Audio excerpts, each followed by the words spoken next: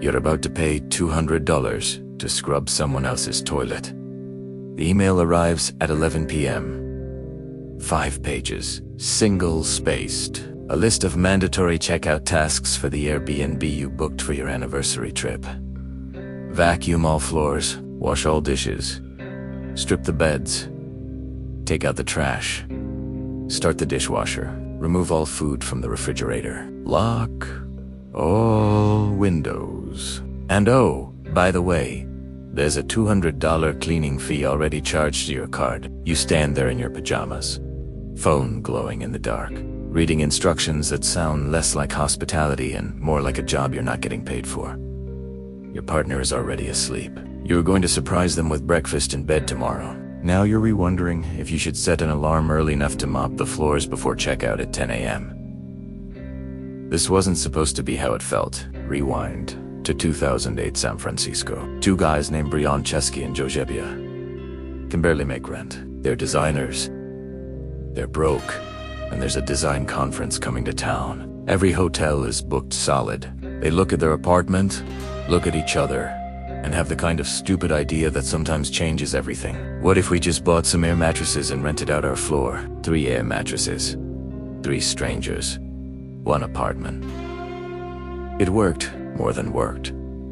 It felt like something new was being born, not just a business, a movement. Because here's what nobody expected. The people who showed up didn't just want a cheap place to crash. They wanted connection. They wanted to feel like they belonged somewhere, even if just for a weekend. And the hosts, people like Brian and Joe, they weren't just renting space, they were opening their lives, sharing their homes, treating strangers like friends who just hadn't met yet. In those first years, Airbnb had this energy. These warm. A teacher in Portland would rent her spare bedroom to save up for summer travel. She'd leave fresh flowers on the nightstand, a handwritten note welcoming you to her city. She'd draw little stars on a map showing where the good coffee was, where locals actually ate. The bookstore that stayed open late. You weren't just getting a room, you were getting invited into someone's world. A retired couple in Barcelona would list their place while visiting grandchildren. They'd stock the fridge with local cheese and wine, leave their phone number, text you their neighbor's name in case you got locked out. One guest wrote in their review that it felt like staying at a home you didn't know you had. That was the magic. Not cheaper rent, although that helped. Not more space, although that was nice. The magic was the feeling that travel could be intimate again, personal, human. You'd have breakfast with your host and hear stories about the neighborhood, where the street market set up on Thursdays, which bakery had been there for 60 years. The tiny gallery nobody knew about, you'd leave feeling like you'd made a friend. The company knew this was their secret ingredient. Their slogan said it all. Belong anywhere. Every advertisement showed real people making real connections. The message was clear. Hotels are cold, hotels are corporate, hotels are the same everywhere. But Airbnb was different. Airbnb was about belonging. Then, something shifted. 2011, Airbnb raises $100 million. Not from users, from investors. Big investors. The kind who don't hand you a check and wish you luck. The kind who hand you a check and expect it back. Times 10. Times 100, if possible. Suddenly, the company has bosses who've never stayed in an Airbnb, who've never left a handwritten note for a guest, who see the platform as a series of numbers on a spreadsheet. Revenue, growth, market share, valuation. And those numbers need to get bigger, fast. Now Brian and Joe and their team are in conference rooms with men in expensive suits who keep asking the same question. How do we scale this? Because here's the problem with beautiful, human-centered ideas. They don't scale easily. That teacher in Portland can only rent 1 bedroom. She can only host when she's home. She can only write so many personal recommendations. There's a ceiling. Real people sharing real homes has limits. But you know what doesn't have limits? Professional hosts, real estate investors, People who see Airbnb not as a way to connect, but as a way to extract. These people can buy 10 properties, 20, 50. They can hire managers, cleaners, photographers. They can operate like businesses because they're businesses. And quietly, slowly, Airbnb starts building the platform for them instead. It's not announced in a press release. No big meeting where they say we're abandoning our values. It happens in small decisions that seem logical at the time. An algorithm change here, a new feature there. Little optimizations that individually seem harmless but collectively transform everything. Think about it like this. Imagine your neighborhood has this amazing farmer's market every Saturday. Real farmers selling vegetables they grew. You know their names. They know your kids. Then one Saturday, Walmart asks if they can set up a booth. Just one booth, they say. We're technically a vendor too, right? The market organizers think about it. Walmart has good prices, reliable supply, professional displays. They say yes. Then Walmart sets up 10 booths. 10, 20. They've got advantages the real farmers can't match. Better trucks, bulk purchasing, marketing budgets, data analytics. To predict what sells, the algorithm that decides booth placement starts rewarding consistency and volume. Walmart booths end up front and center. The actual farmers get pushed to the edges. Their sales drop one by one. They stop coming. Within 2 years, the whole character of the market has changed.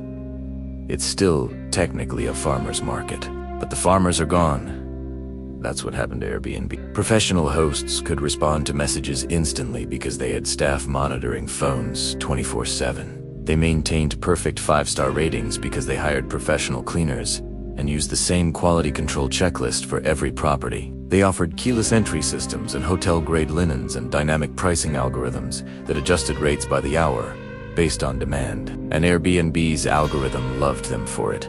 The system ranked hosts based on response time, review scores, and booking consistency. Professional hosts dominated every metric. So they dominated search results. They got featured as superhosts. They got prime placement in every city. The platform was technically neutral. The algorithm didn't explicitly favor corporations over individuals. It just favored metrics that corporations were better at hitting, which sounds fair until you realize those metrics were designed by the same people pushing for scale and growth. Remember Sarah, the woman in Austin who left breakfast tacos and hand-drawn maps? She's real.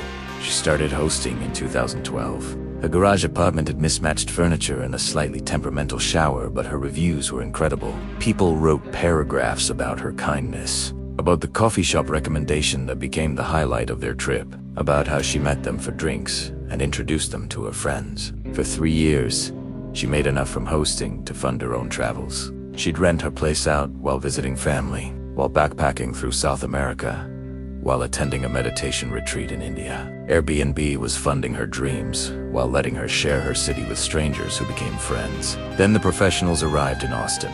Investors started buying properties near downtown specifically for Airbnb. Not to live in, not to rent to long-term tenants, just to run as short-term rentals. T-Hayed buy a condo, furnish it identically to their other 40 properties, hire a management company, and optimize everything for the algorithm. Sarah would send a thoughtful message to potential guests within an hour. The professional hosts had automated systems that responded in 60 seconds. Sarah had 5-star reviews, praising her personality. The professionals had 5-star reviews, praising their fluffy towels and strong Wi-Fi. Sarah's calendar had gaps when she was traveling. The professionals were available 365 days a year. The algorithm didn't care that Sarah's place had soul. It cared about response time and availability and review volume. Her listing started appearing on page 3 of search results. 10PA5, her bookings dropped 70% in 1 year. She tried to compete, hired a professional photographer, bought new furniture, set up order response messages, but she couldn't compete on availability. because she actually lived there. She couldn't compete on consistency because every guest's experience was different, because it was personal. By 2016, she gave up. Posted her last update thanking her guests over the years. Deleted the app. She told me later it felt like watching something she loved get hollowed out from the inside. The platform was still there. It looked the same, but the heart was gone, and she wasn't alone. Tens of thousands of hosts like her, maybe hundreds of thousands, quietly disappeared from the platform. Not because they wanted to, because they couldn't compete with operations that treated hospitality like a factory and homes like inventory.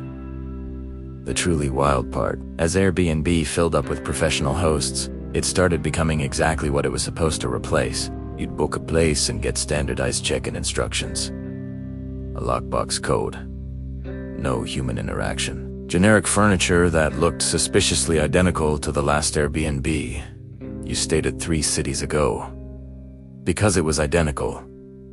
Same suppliers, same interior designers, same strategy. You'd arrive and find the same art on the walls. That generic painting of a bicycle in front of the Eiffel Tower even though you're in Denver. The same artificial succulent on the same IKEA coffee table. The same instructions printed and laminated by the door. It felt corporate, impersonal.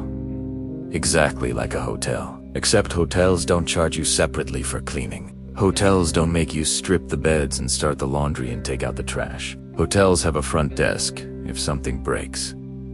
Hotels have daily housekeeping. Hotels have consistent standards because they're all run by the same company with the same training.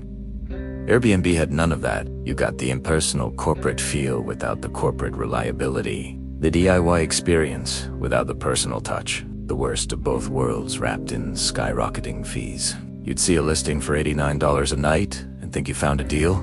Then you'd click through to book. $89 base rate, $75 cleaning fee, $45 service fee, $22 in city taxes. Your $89 night just became $231 for a place where you have to do chores before you leave. Meanwhile, the hotel down the street costs $190 with no cleaning fee. Daily housekeeping included, free breakfast, and a person at the desk if anything goes wrong. People started doing the math. The magic was gone and the economics stopped making sense. But the real destruction wasn't happening to guests or even to hosts. Like Sarah. The real destruction was happening to entire cities. Because investors had figured something out. Something that would change neighborhoods forever. Why rent an apartment to a long-term tenant for $1,500 a month when you could make $4,000 a month on Airbnb? The math was simple.